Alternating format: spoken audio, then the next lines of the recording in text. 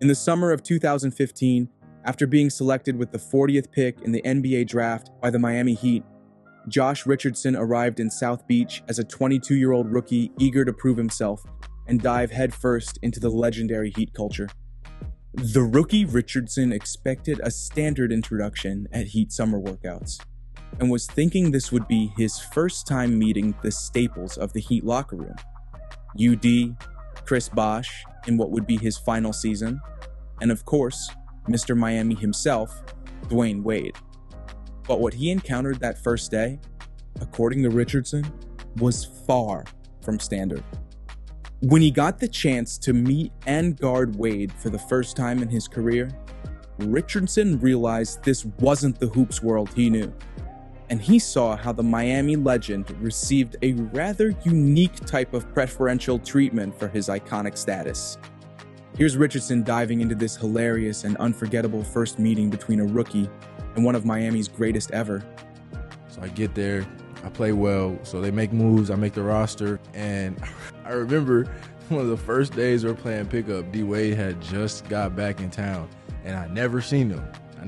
We're playing, and I see somebody, we play like a game already. I see somebody walk in the gym with nothing on but a pair of bright blue tights. Sound about right. Just tights. Listen. And I'm like, he's not gonna play. What is he finna do? Yeah, why is he walking in here like that? Where are his pets? This ain't Oklahoma no more, bro. No, it ain't. They do a little different down here. He's playing, he's posting people up just with his tights on, and I'm like, I hope this ain't what it's gonna be every day. This is crazy. Hey, listen, man, my dog never miss an opportunity to have a fashionable moment. He's never gonna miss an opportunity to have a fashionable moment. I learned a lot about being confident in your fashion and in your swag. Best thing he ever gave me is no matter what the you put on, own it. That's exactly Own that, wear that. So he would get buckets and bright blue tights. The man was getting buckets, dog. Professional buckets. I'm trying to focus, and I'm just like, all right, bro. Well, I guess this is what it's like. Did you have to guard him? Yeah, I had to guard him. I caught a couple of those buckets. You seen Along Came Polly? When the dude is, was it Steve Carell's guarding the guy? Oh, man. And his face is just all. Make it rain. His face all over. Oh, that's what it looked like on the court with D-Wade. Make it rain. Oh, man. I love D-Wade. In the mid-2000s, Dwyane Wade and Gilbert Arenas were arguably the two most skilled guards in the entire Eastern Conference. Both guards were dynamic, but in totally different ways. Gilbert was more outside in, and D-Wade was more inside out. But both guys got it done as the stars for their team. But here's a crazy stat. During Arenas' apex for Washington, those 3 years from 04-05 to 06-07, he went head-to-head with Wade in 12 games during that span, thanks in large part to the Wizards sharing the same division as Miami. D-Wade's Heat won every single time, including a sweep in the playoffs in 2005, where Wade absolutely dominated Gilbert statistically.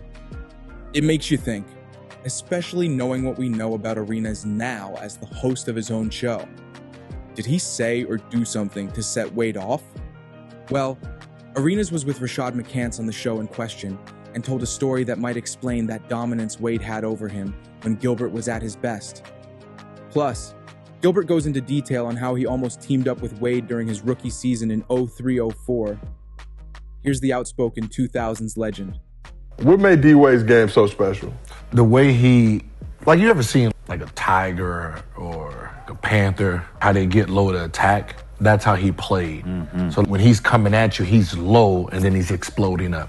Even his pick and roll, to this day, I don't know what he did or how he got through pick and rolls, but it was one of those things where he got so low and exploded, it was really hard to guard the dude. He was really explosive. D-Wade, man, shit, man. I ain't never really seen, you said the one word to explain him is explosive, quick, elusive, you know what I'm saying? Splitting that pick and roll. He had certain moves that he introduced outside of Ginobili, which is him mastering the Euro after Mano introduced it to the world. And then he had this baseline spin move where 2 dribbles to the baseline, spin back, dunk on your ass. And it's like so many things that you could try to do to stop him. And then once he had his midi going, he could pull up to the free throw line and get that shit going. And it's a long night if he hitting the 3. And you never know when he's going to dunk on whoever the fuck down there. The snatch back at the free throw line. That drive really hard, that reverse snatch. When he hit Baron Davis with it as a rookie, going as a player, When he introduced certain moves for a guard like me, seeing a game changer, when you can come in, give a move, and it work every fucking time. And you're like, I need that in my game. Once you put that in, you're like, oh, this is why he's so cold. But he had elements to his game that make him a Hall of Famer. You know what I'm saying? The explosiveness. You said, it's hard to teach a kid how to get that low and get to the basket and finish. And the only thing I wish about D-Wade that he didn't hit the ground so hard. He was always falling and flailing. And that was one of them things. That's why he got to the free throw line. So Wade told Rachel Nichols, I've been Batman, I've been Robin, I've been one of the three Stooges. Damn. We talk about his career, everything he's done. He was also a devastating 6th man on that gold medal winning Redeem team in 2008. Really helped uplift and elevate them. But does Wade get enough credit for being able to play different roles on championship level teams? I think he gets his flowers. No one's ever questioned Wade's talent. Even when you think that, and when history starts looking into USA basketball and what team was best, and him coming off the bench, like how, right? But I think that year when he went bald and showed up to USA, it's like, oh, this is another man right here, right? So I think he adapted very well to all different situations, and that's a talent in itself, right? Going on, having a team by yourself, then Shaq coming, right? Nobody realized that when Shaq came, they actually embraced. It was a great merge. There was no hiccup. It was a great merge, and then Shaq leaves. Wade has it by himself, and then boom, LeBron comes, right? As to players, they didn't have a hiccup. The team that bench was just old. Right? They couldn't come off the bench. And even that first year, though, I think there was a 23-game winning streak. But Bron coming in from Cleveland, used to being a man coming into Wade County. I think against the Mavs or whatever, kind of that whole shit. Just with Wade being like, look, I've been a champion before, let me lead you. So a little bit, but after that. I wonder what the Three Stooges comment. Is that Three Stooges? Three Musketeers sound a lot better than the Three Stooges. You know what I'm saying? So for me, I've seen when Shaq comes in, it's a no-brainer that you gotta scoot over, right? Because Shaq is coming off of, this is 2002. This is when they lost. No, 2004, 5. 2003. It was a 2003, 4. 04, right? So if you think about how Shaq was in that series that year, and then going to Miami, if there's no drop-off for Shaq, you got to scoot over, little fella. Let me show you how it go, show you how to be Kobe. But then it's like D-Wade took that year to learn from Shaq. Then he comes in, what was it, 05, 06? And then he becomes Flash. Right? That's the first time we seen Flash. So I don't really like the notion of people saying that he played Robin to LeBron, because the decision for him was a teammate decision. We were talking yesterday, we're not dumb. I know how to dumb down my game when another good player comes in, 2 good players come in. He don't get enough credit for allowing them to come to his domain and sharing the wealth, sharing the seats. And then giving the credit to LeBron. And I think what Pat Riley did was to be able to say Dwyane Wade is the best Heat player of our franchise history. No knock on LeBron, but D-Wade held it down. Being able to say, I'm going to allow you guys to come in here and sit next to me and help us win. But all of the rest of his journey, even when he goes to Chicago, goes to Cleveland, those are decisions that I don't think he wanted to make. I think he wanted to stay in Miami. But when you force a man's hand, the trajectory of his career changes his path, and it's not really by his choice. Did he end up back in Miami to close out his career? I'm just glad he was able to do that. You know what I'm saying? And that last game was epic too. Triple, yeah. We was this close from being teammates. Wow. In Miami, right? Yep. We was this close. So my free agent year was the year he got drafted. So Miami was coming after me, and Cuban ties, right? They were like, so we want to play him at the point so you guys can have this 1.2 type of type of, if you can guard the point, he can guard the two, he can bring the ball. So we have this great combo that we can do, right? You have your Cuban ties, so you're coming back home. This is a great story. And I was asking for, I think, 50 at the time. So the number was around 50, 55. What year was that? This is 03. 03. So Pat Riley was like, I don't believe paying young guys that kind of money, right? Because I'm asking for 55, but we're tearing up. So I was like, and then that's when Washington opened up, and then they had 63 to offer. Oh, shit. Right? So Lamar Odom is waiting for me because he's number 1 free agent, I'm number 2. And under us was Andre Miller. And he already set the tone at 51. Where was he coming from? He was coming from an off year from Cleveland. Cleveland. Then he went to Denver? Denver. Yep. Right? So he set the bar. So I'm like, I'm at least 15 million more than him. Yep. And then Lamar Odom was like, well, I'm in front of Gilbert. So he was waiting for me. That's so wild. we was doing that. So I picked, he took that money in. Miami. Where was he? He was coming from Clippers. Yep. Do you ever regret not going to that Heat squad? No, right? I got to really establish who I was as a player. Yeah. Washington, that was the point that you didn't have a superstar. They were ready for a star, and I was going to be handed the keys. How would that work out? Hypothetically, you still would have been there for Shaq, right? Or with that money Yeah. now? No, it's a But bit it was a 3-year deal? 5. 5 years. 6 years. Wait. Well, they would have had enough. 'Cause bread to it get wasn't the max. I was a 6 year. It I was would've been- I was 6 years, 63. You were 6 years. But would they have had to pay Wade by that? No, they would have been able to have all you guys.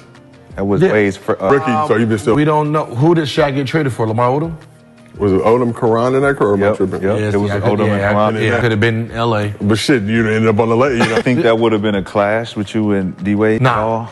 Like, what that would have panned out as far as balance? Just one. I mean, shoot. So he was more of a slasher type. So we're both. I'm fast as shit. So I'm gonna get the ball up, and we just gonna run. In comparison to who we see today, what would y'all want to, like Damon McCullough type shit? Something more explosive than that. I mean, the way we would have been fast as hell, man. It would have been different. Fox and Monk? More like a Jason Kidd and Vince style. Yeah. You know what I mean? Yeah. It was one of those, but just more. I mean, Jason Kidd was about the same speed. Yep. Talking about guys who's really attacking. We both let, the league in free throw. Free We're throw, fighting y'all for who's would've going definitely been flashing the fuck out of the I ball. remember I was on the bad side of Wade. Tell the story, Gil. And this is the last time I called a player out in public. They lost that 2004, right? We're about to play Miami. So they were asking about, they're going to do it in Miami. I think, is Shaq over there yet? No, Before nah. But it's 06 is Shaq. So after World Cup, 06 maybe? This is, wait, do we have to, because we have Larry, because Larry had to deal with that bullshit, right? It was the 04-05 season? 04-05. Yeah. I'm like, I'm in the paper like, ain't nobody caring about no Miami, D-Wade. Just do what they did and just run a little zone on them. They can't shoot for shit, right? So I'm using USA Basketball to talk shit about Wade, and I realize it's 2 different teams. Yep. two different players. Right, so I'm just talk shit. Ain't nobody worried about it. He can't shoot for shit, right? Like, just talk. And then you're watching game by game, like, Turning it on. man, he cooking, right? So now I'm scared.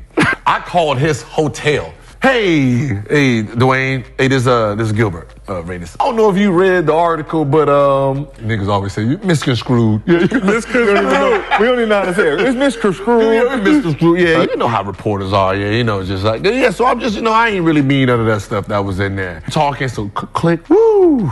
Yeah, dodge that bullet. You know how warming up. Oh, he look like he on a mission. Got that mode. Got that mode going. Like, bruh, thought we had a conversation. And now you shake hands and he just, swear to God, he had about a quick 16. And I'm over here like, use your words. Relax. Use your words. What was going on with you? Use your word. And I remember Larry was so mad at me, bruh. Because I think he had and Larry was like, if you're going to start calling people out, you guard them. Yeah. You guard their asses, because I'm not taking all this smoke for you. My bad, bro. I ain't know it was going to end up like this. And then Brendan Haywood was like, after the game, he was like, I wasn't wrong. Shit, he didn't shoot. He didn't shoot. Brendan would say some shit like that, man. Hey. I think our records against each other was in 16. He Yeah. used to smack you. Oh, no, I think he took that personal. Yeah, especially when you call him. Yeah, he took that personal. He's like, oh, you gonna try to You called call the me? nigga called the hotel. You gonna try to call? I tried to As soon as he hung up, he said, oh, I'm about to go to sleep early. I'm about to cook him. This nigga tried to alleviate the pain. Fuck that. Ever since then, I never called a player I like that. Bro. I got hit in the mouth. It was never let up. Even though I had some great games, never let me live that one down. Who is LeBron James' greatest teammate ever? Thanks to his incredible 2-decade-long reign over the NBA, King James has had several teammates that could absolutely make that claim. Luka Doncic is his newest and has more potential than any LeBron teammate ever. Kyrie Irving probably had the most natural talent and made the biggest shots when they mattered most. AD maybe pushed LeBron the hardest to be better defensively. But for many fans who were there for LeBron's Miami days, it was the great Dwyane Wade.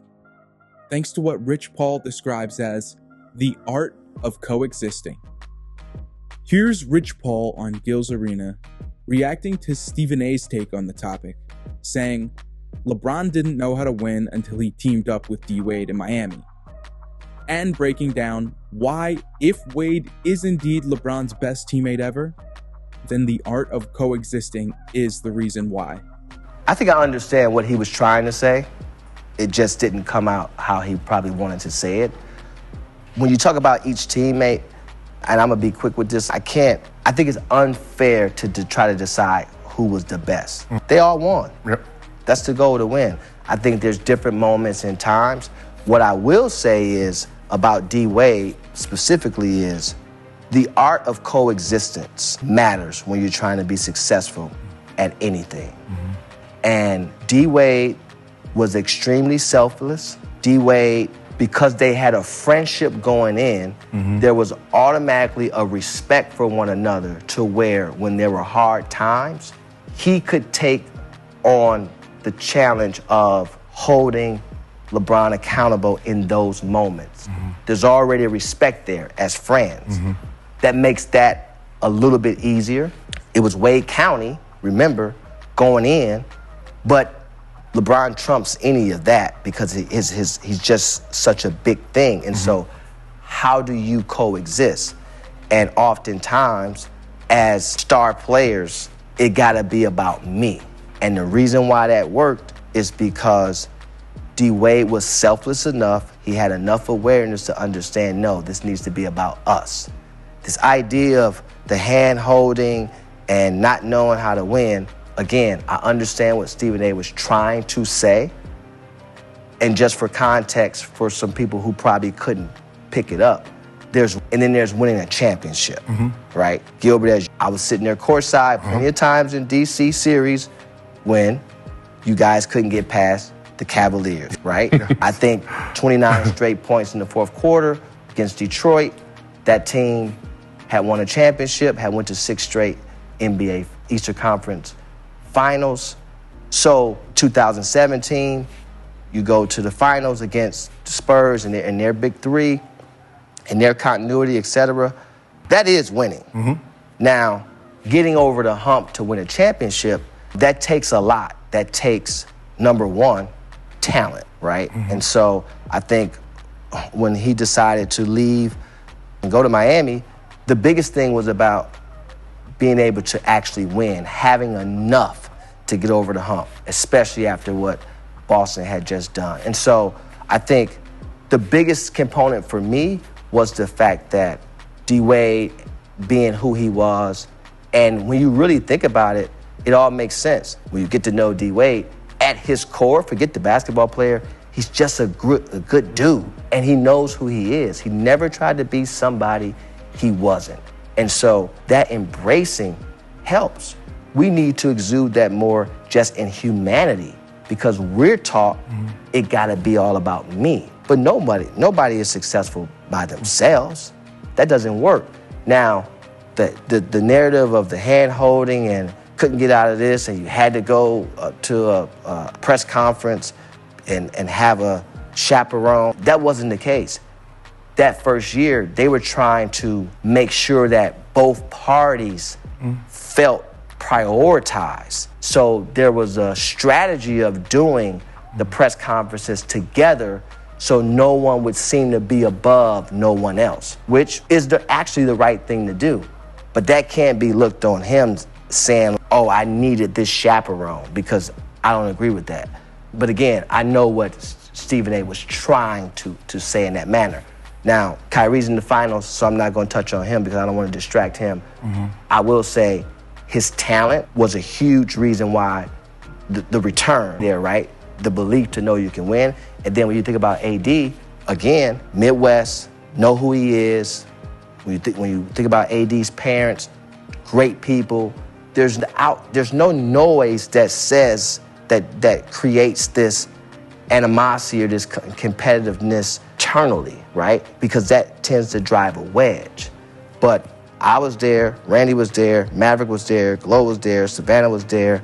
The supporting cast was there, so it wasn't like... It's all on how you come into the NBA, right? So when you look at Dwyane Wade, he got to be an entity for 1 year, right? 16 points a game, and then a mega star came in, which was Shaquille O'Neal. Yes. So he got to grow with another entity. He got to learn from another entity that was bigger than him, right? So he already learned how to coexist with something that was big. So when LeBron comes, he has this already. I know how to deal with this. This is easy for me. I'm older, I'm better, but I know how to deal with this.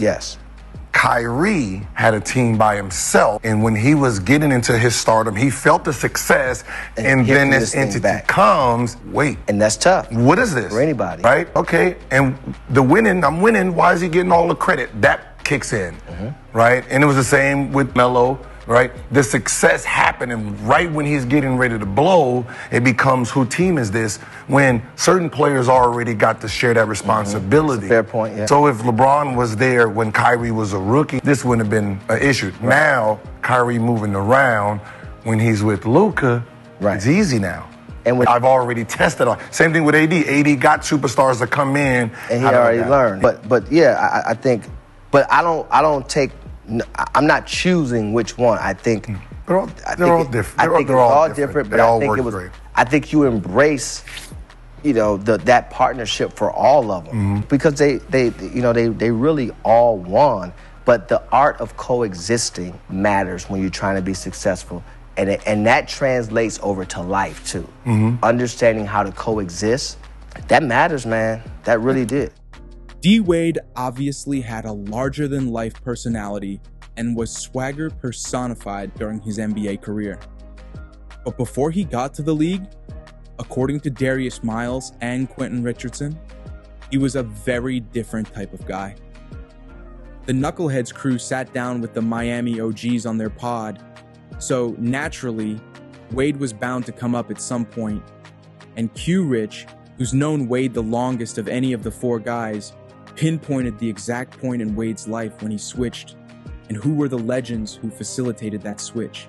Talk about it, because I didn't know him at that time, but you knew him, D-Wade, and you knew him, obviously. You played with him. Talk about the young D-Wade before I even met him. That D-Wade. Quiet as a mouse. Quiet as hell? Quiet as a mouse. That could be sitting right there and you would not know it. Really? Wouldn't say a goddamn word. But his game? The same He thing. wasn't flash then. He had it. He was the same thing you see in the league. It was the same. Was the same thing he was doing when I first seen him. I didn't play with D-Wade to the summer going into my senior year. I played with Q and them the summer going to my sophomore year. Then I played with Jerence Howard and them the summer going to my junior year. And then first time me meeting D-Wade was that summer. I was playing the point and D-Wade was playing the two. You was playing the point? I was running the point. God damn. Bro, D-Wade. And D-Wade was playing the two. D-Wade averaged 30 his senior year. He averaged crazy numbers. They just didn't give him no look. Like, bro, averaged 31, 10, 7. He had crazy numbers. Really? I'm tell you why D-Wade. Now I remember D-Wade, we'll go to these games, AAU, and I have 30 or I have 25 and D-Wade will have 30 or he'll have 25. And then they decided not to let him go to Nike camp. He didn't get picked to go to Nike camp. His feelings was so hurt for not getting picked to go to Nike camp because he was putting up numbers. He was doing his thing. That's what that status said too. And I feel like from that moment, because he worked so hard to get to that, in that moment, he just excelled ever since then. That's why I have a didn't know problem him with that, rankings and lists and stuff, because that you can't tell me if he was the same player y'all are talking about. Come That's on, what man. I'm surprised. That's why I don't even look at stuff anymore. It's got to pass my eyes. If it passed my eyes, I don't care what you ranked or what your list is. I'm surprised. Athletic, he's a defender, the same layup style. If I show you some of the tape, the AU tapes we got and all that, you'll be like, man, he doing the same move. That's the same. He learned a few more moves, don't get me wrong, but his whole style and demeanor and everything was the same thing when I first met him. When I played with him. I see why he had that little chip on his shoulder then. I didn't know him then, obviously. I was overseas when he had his run with Marquette. But when I got back, I had signed with the Heat. They had drafted.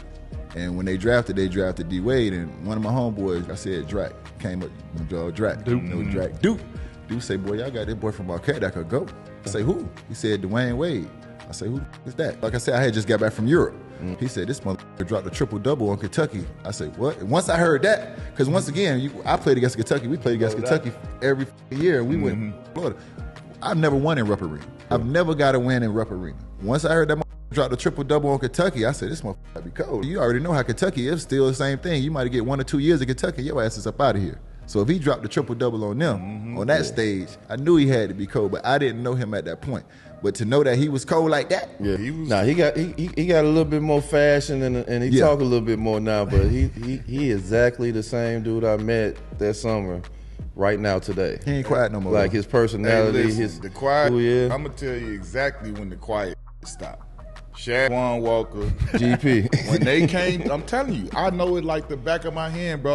You already know you D. Whenever before that, I'm the one calling D. Hey man, let's go. They come through LA. Man, that man not leaving the hotel room. You won't see D Wade. You gotta go slide through and go see D Wade. He not doing none of this. They came. It was rap.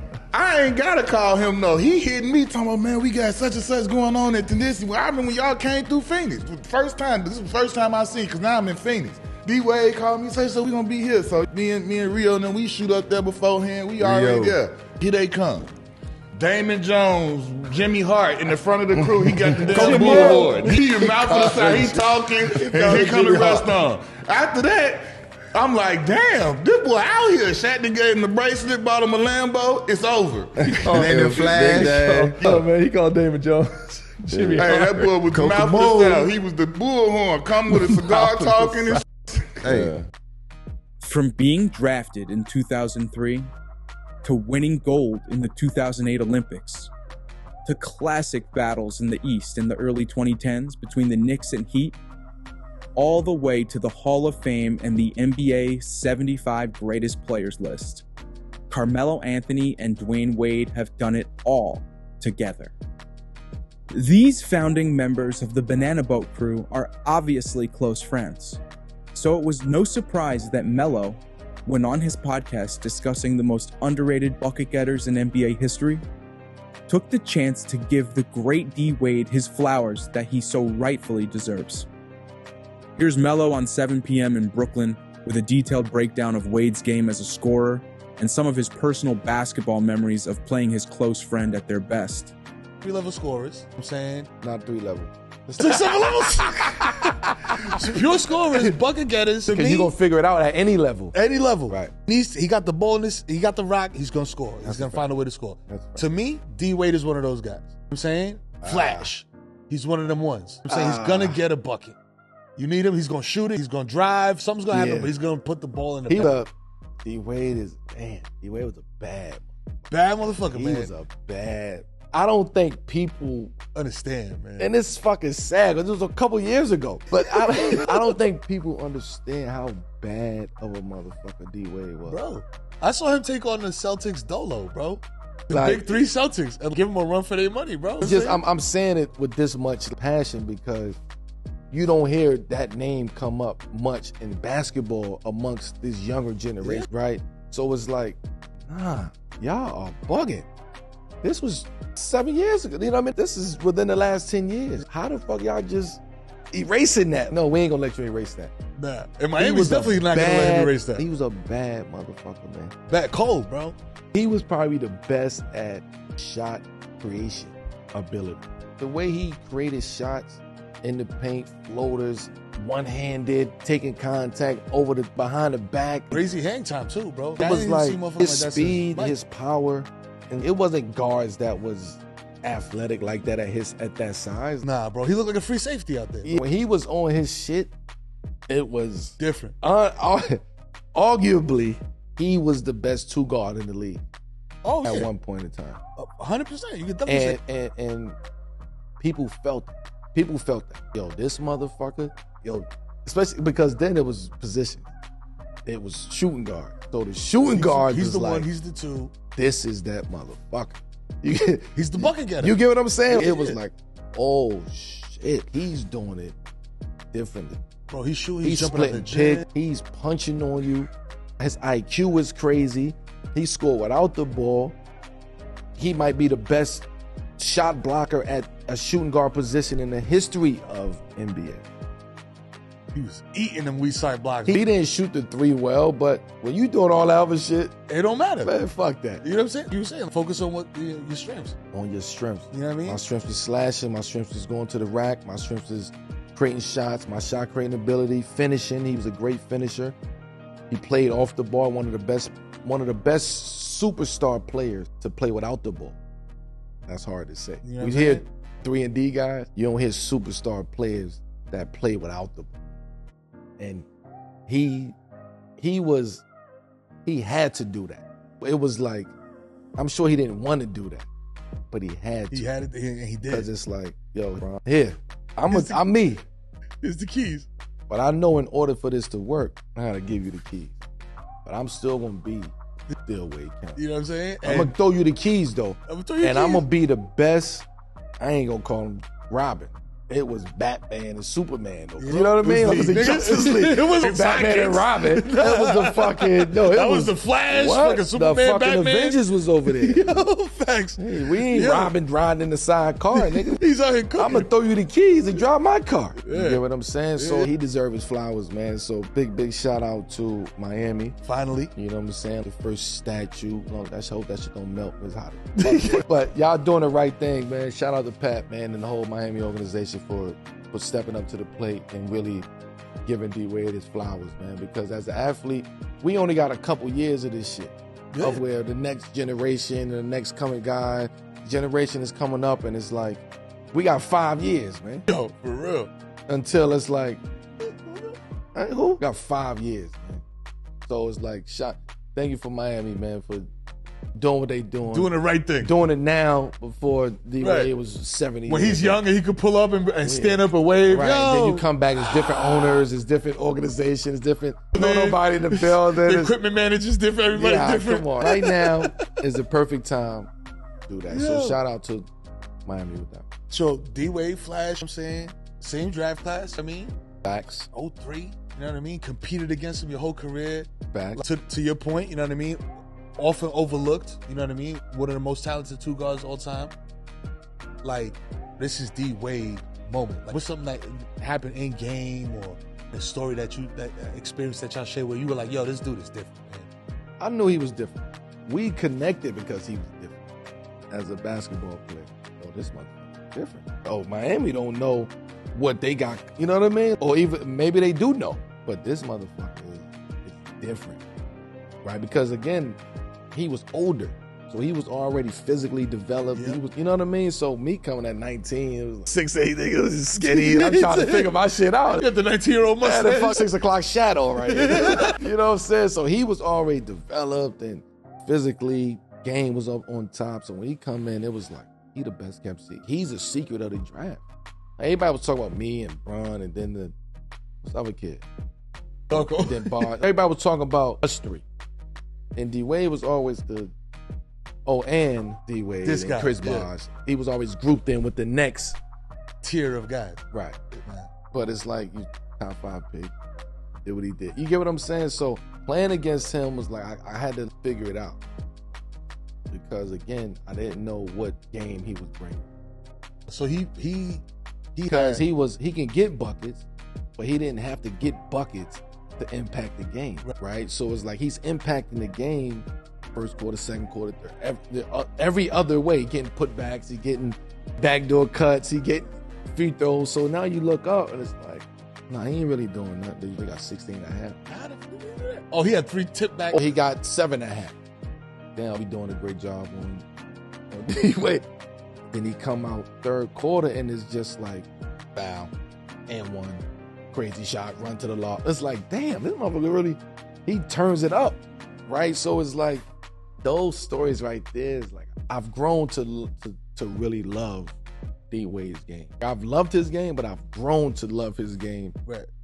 And to a standard where I can appreciate his game. And then you start realizing there's not too many motherfuckers that's like that. They want to compare the Kobe's and the D-Wades at the time because they same position. Totally two different. Just as a fan watching them play, bro. You can't tell me another motherfucker who's compared to D-Wade. Nah. Tell me one other player, just as a fan. I'm trying to think. I'm trying to counterpoint that. As a fan. Past or present. Because the thing is, like, D-Wade, he was the guy, but he didn't have I'm the guy mentality. He didn't have the ego of the guy, right? People always say, oh, if you the white hat, you got to have the ego to go along with it. I got to get mine. Give me the rock. You said he wasn't like that. So I can't even think of, because, yo, if you think about Kobe, Mike, you know what I'm saying? When you talk about when it was like, yo, you're this shooting guard. You know what I'm saying? All those dudes was like, yo, I'm a scorer, bro. I'm not cutting to the fucking basket without the ball. Fuck you. Give me the rock. I'm gonna bring it up and I'm gonna figure it out. I'm gonna create. I can't think of nobody like a shooting guard that wasn't like that. You know what I'm saying? That wasn't like that. Where it was just like, yo, point guard, bring the ball up, then give it to me. You know what I'm saying? And I'm gonna make it happen. But you didn't get. That's the problem. Because that's why you finding it hard to figure out somebody that's comparable to him, because it wasn't point guard, bring it up, give it to him. It was point guard, bring it up, give it to somebody else, and he's cutting and he's moving. And then you swing it to him, and he's in a pick and roll, and it's like, holy shit, the defenses have shifted both sides. He's splitting pick and rolls. He done fucked everything up. Yes, listen, he was the hardest motherfucker to guard on the second side of the offense. Meaning, if I come down on this right side and I swing it over here to the right, you swing it back and I kick it to the other side, he was the hardest guy. He's dead. Because he's catching it, he's ripping, he's going to the rack, he's coming off a pick, he's splitting, he's spinning, and he would punch on you. You get what I'm saying? So it's like, with D-Wade, it was very hard to figure him out. And Kobe said it. I had to really figure D-Wade out. I had to figure him out. He said it. I had to figure him out. And I use him because that's who the two guards, somebody that we love to. I got to figure this. D-Wade is a bad motherfucker. Hold up. I got to figure this out. That was D-Wade, man. D-Wade was different. Early, Kawhi was like, right. But also who came up differently, who was role players, who had to figure out how to find a role. And that Spurs system, bro. Right, but I'm saying D-Wade was like that too. Had to figure out in high school, college, what was his role, what type of player he was going to be. They were saying he was undersized. You get what I'm saying? So he had to deal with a lot of shit. He had to learn how to be the other roles, which made him even greater when he became the superstar that he is. So shout out to D-Wade, man. Shout out to D-Wade, man.